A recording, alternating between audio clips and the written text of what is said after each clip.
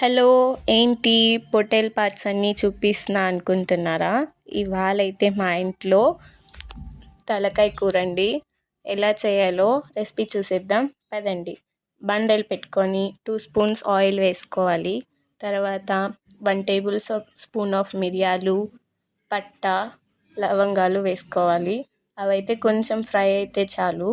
తర్వాత అయితే ఆనియన్స్ వేసుకోవాలి.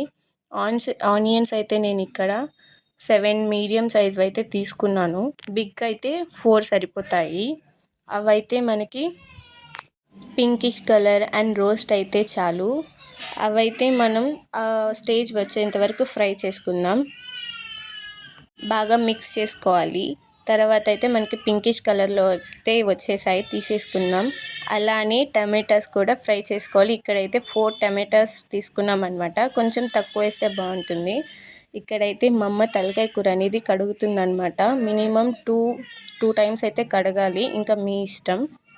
సో ఇక్కడైతే తలకాయ కూర బాగా వాష్ చేసిన తర్వాత మనం ఏం చేయాలంటే 2 టేబుల్ స్పూన్ ఆఫ్ కారం, 1 టేబుల్ స్పూన్ పసుపు అండ్ 1 గ్లాస్ ఆఫ్ వాటర్ అనేది వేసుకోవాలి.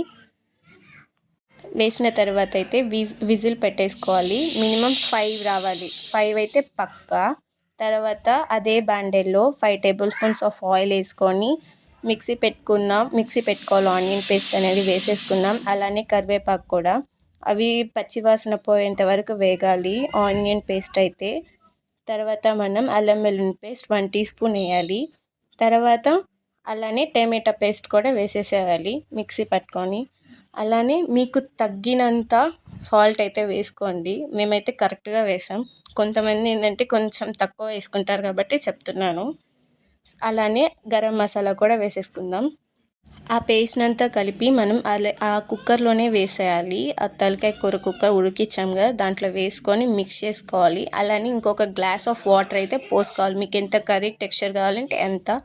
అలానే కొత్తిమీర వేసి కలబెట్టేసుకొని ఆ హెడ్లో వచ్చిన బ్రెయిన్ అయితే పెట్టేసుకోవాలి, ఎందుకంటే మిక్స్ చేయకూడదు.